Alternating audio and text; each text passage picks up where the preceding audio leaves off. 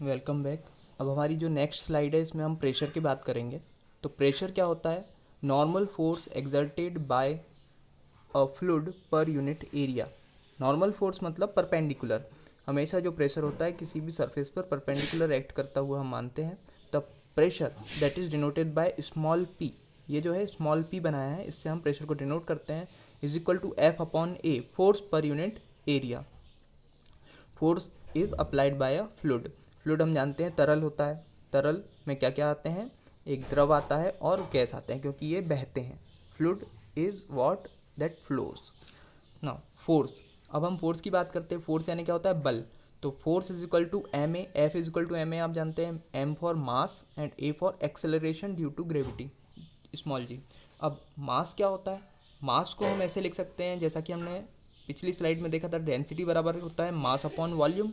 तो वॉल्यूम यहाँ से उठकर यहाँ गुणा हो जाएगा, तो मास के फॉर्मूला क्या बन जाएगा? Density into volume. अब वॉल्यूम को हम क्या लिख सकते हैं? Area into depth. तो next step is mass is equal to density into area into depth. Now इसको सिम्बॉल्स के फॉर्म में लिख लेते हैं। Mass is m, density is rho, area is capital A and depth is small h. अब बल, बल का फॉर्मूला क्या हो जाएगा? F is equal to m g, हमने यहाँ लिखा हुआ था। तो यहाँ पर जी सॉरी एम की जो वैल्यू है रो ए एच, हमने यहाँ पर क्या लिख दिया? रो ए एच, और जी एज इट इज़।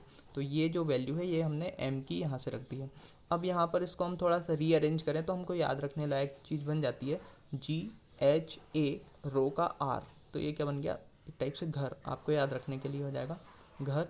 बल किसके बराबर होता है? घर के, यानी G H A R. G for gravitational acceleration, H for depth, A for area of cross section, और यहाँ पर आ जाएगा रो मतलब डेंसिटी। अब दाब का फॉर्मूला हम फिर से देखते हैं, जो कि ऊपर लिखा था एफ अपॉन ए। तो ये एफ अपॉन ए क्या बन जाएगा? एफ का फॉर्मूला हम यहाँ पर रख देते हैं, जी एच ए रो। तो ए से ए क्या हो जाएगा? कैंसिल हो जाएगा, तो बचेगा क्या? जी एच रो। या तो फिर इसको हम रीअरेंज करके जो फॉर्मूला होता है प्रेशर के लिए, ये होता है रो जी एच। तो ये हमने फॉर्मूला डिराइव कर लिया प्रेशर के लिए। ये क्या होता है? रो जी इंटू एच। यानी किसी भी एक कंटेनर में, मान लीजिए आपकी गिलास में पानी भरा हुआ है, तो पानी भरा हुआ है तो पानी की डेंसिटी क्या हो गई? रो। और उसकी कितनी हाइट तक भरा हुआ है? वो एच हाइट तक भरा हुआ है। तब उसके कारण जनरेट होने वाला जो ग्लास है उसके पैंदे पर या उसके तले पर जो प्रेशर जनरेट होगा वो कितना होगा? रो जी एच के बराबर। जी की वैल्यू हम जानते हैं जनरली 9.81 होती है।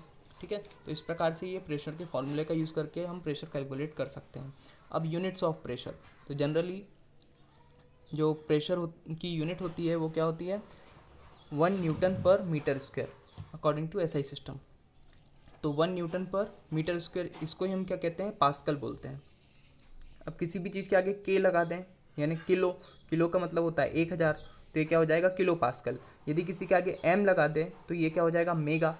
तो मेगा का होता है 10⁶। तो 3 जीरो यहाँ पर हो गई, 3 जीरो किलो की हो गई। तो इस प्रकार से 1000 kilo pascal is equal to 1 mega pascal. और कौन कौन सी यूनिट है यहाँ पर देखते हैं? 1 ATM यानी 1 एटमॉस्फेरिक प्रेशर कितना होता है? 101325 पास्कल।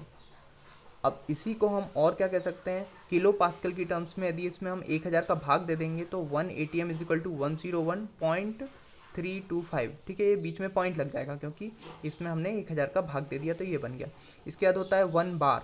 तो 1 बार, बार इज़ मोस्ट बहुत ज़्यादा यूज़ होती है बार, है ना। जब हम बॉयलर की बात करते हैं तो उसका प्रेशर भी बार में हम यूज़ करते हैं। तो बार की वैल्यू कितनी होती है?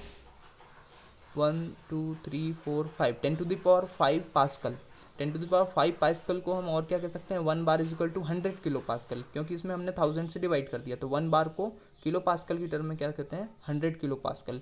जब हम न्यूमेरिकल सॉल्व करते हैं तो इसका यूज़ करते हैं, किलो पास्कल का। इससे हमारी सारी वैल्यूज ठीक रहती हैं। इसके बाद एक और यूनिट होती है टॉर। तो 1 torr is equal to 133.32 pascal. तो ये उतना याद रखने की ज़रूरत नहीं, इसका यूज़ कम होता है, लेकिन आपको याद रखना है। अब 1 न्यूटन पर MM स्क्वायर। ठीक है, 1 मीटर में 1000 mm होते हैं, तो MM स्क्वायर हो जाएगा, तो 10⁶ नीचे आ जाएगी। 10⁶ नीचे आ गए तो ऊपर भी गुणा करना पड़ेगा। ऊपर 10⁶ का गुणा करेंगे तो हम जानते हैं ये कितना बन जाएगा? 1 मेगा पास्कल। तो 1 newton per MM square is equal to 1 mega pascal.